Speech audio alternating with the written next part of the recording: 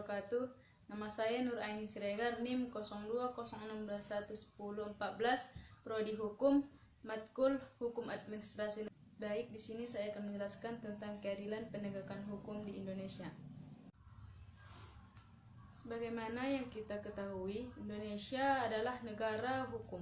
Sebagai negara hukum, tentunya penegakan hukum yang tidak memihak telah diatur dalam Undang-Undang Dasar 1945. Undang-Undang 1945 di mana semua orang diperlakukan sama di depan hukum.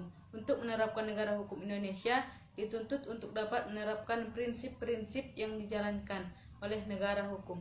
Setiap manusia berhak memperoleh keadilan, baik itu dari masyarakat, seperti yang tercantum dalam Pancasila Sila kelima yang berbunyi, keadilan bagi seluruh rakyat Indonesia. Hal ini sangat jelas bahwa seluruh rakyat Indonesia berhak mendapat keadilan tanpa terkecuali. Tidak pandang bulu entah itu pejabat, rakyat kecil, orang kaya atau miskin. Tujuan hukum adalah memberikan keadilan kepada setiap orang. Namun dalam praktek hal ini sudah tidak terjadi lagi di Indonesia.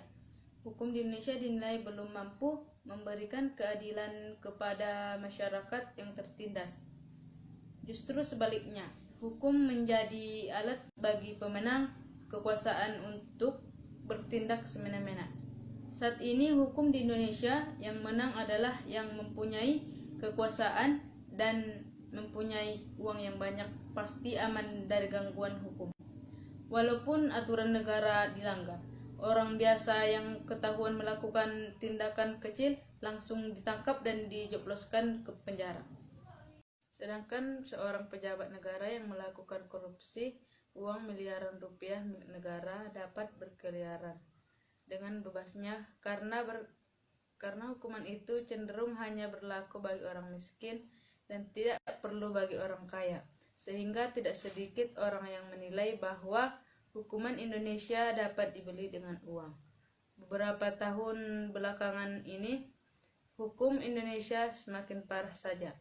Hukum seakan-akan bukan lagi dasar bagi bangsa Indonesia. Ada pengakuan informal di masyarakat bahwa karena hukum dapat dibeli, maka aparat penegak hukum tidak dapat diharapkan untuk melakukan penegakan hukum secara menyeluruh dan adil. Dan menurut saya pribadi adalah keadilan hukum di Indonesia bisa diibaratkan bagaikan angin yang lewat. Bisa ditiup ke kiri atau ke kanan, asalkan ada uang yang merah-merah minimal 5 dan tergantung kepada keteguhan hati seseorang. Padahal keadilan hukum yang kita harapkan adalah keadilan hukumannya. Harus ditegakkan oleh penegak hukum demi memberikan rasa keadilan bagi masyarakat.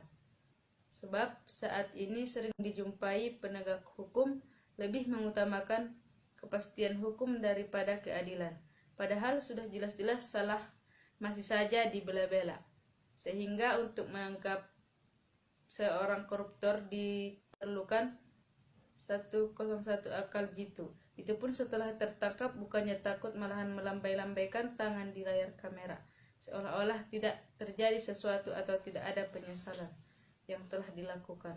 Dan sambil berpikir senang, ria karena mendapat waktu istirahat dan rezeki nomplok dan berkata, "Hore, waktunya istirahat dan bawa inilah Indonesia, hukumannya enak, bisa dibawa kemana-mana sambil jalan-jalan." Memang sialan para koruptor membuat hukuman seperti tunggangan kuda lumping.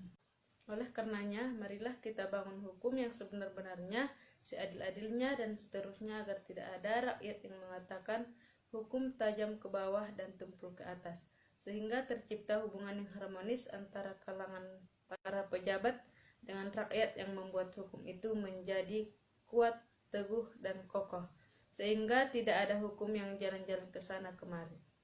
Cukup sekian penjelasan dari saya akhiri dengan Assalamualaikum warahmatullahi wabarakatuh.